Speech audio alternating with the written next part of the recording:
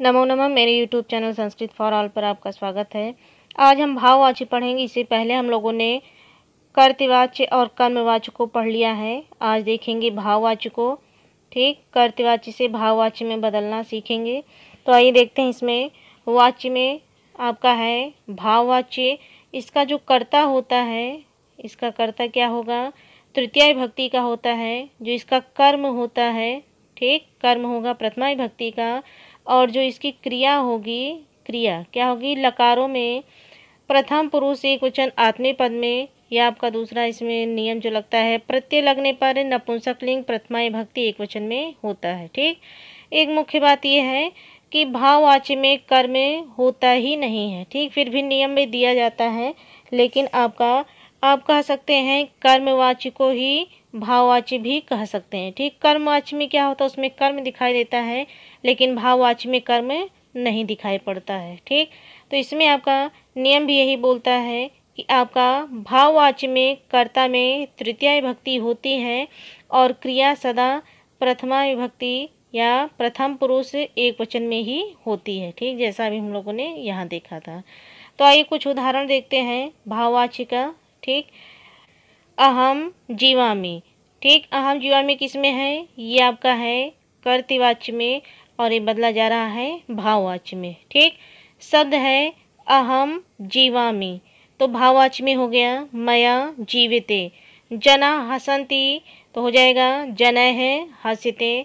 सीता स्मृति, सीतया स्मृते। ठीक, तो फिर इसके बाद अगला है शब्द। इसमें देखिए आपका एक चीज़ ध्यान दीजिएगा। इसमें क्या है? जैसे आप कर्मवाच्य में पढ़ रहे थे, कर्ता में क्या थी? तृतीया थी, और उसकी क्रिया भी क्या थी? आत्मनेपद की थी। ठीक, तो भाववाच्य में भी वही है, बस यहाँ पे फ़र्क क्या है कि यहाँ पर कर्म नहीं दिखाई पड़ता है। ठीक, यानी कि इसमें भाववाच्य में कर्म होता ही नहीं है। ठीक, तो आइए उदाहरण देखते हैं। आपका अगला है छात्रा है क्रीडति, तो हो जाएगा छात्रेण क्रीड्यते। बालकाः तिष्ठन्ति, बालकैः स्थीयते। सिंहः गर्जति, सिंहेन गर्जते। अहं पठामि, मया पठ्यते। ईश्वरः अस्ति, ईश्वरेण भूयते। अश्वाः धावन्ति, अश्वैः धावते। कन्याः लिखन्ति, कन्याभिः लिख्यते। अहं गच्छामि, मया गम्यते। ठीक, फिर इसके बाद अगला है आपका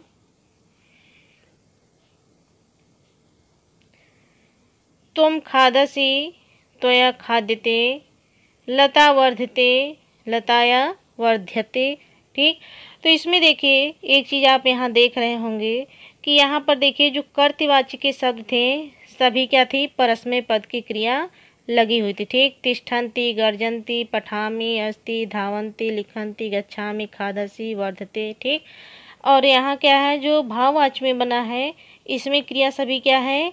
आत्मनेपद की लगी है। ठीक, जैसे आपका तिष्ठन्ति था आपका परस्मै पद में, तो आत्मनेपद में हो गया स्थीयते।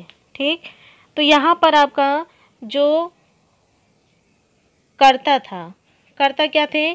सभी आपके क्या थे? प्रथमा विभक्ति के थे। ठीक, किसमें है? बालका भी आपका है प्रथमा विभक्ति बहुवचन का।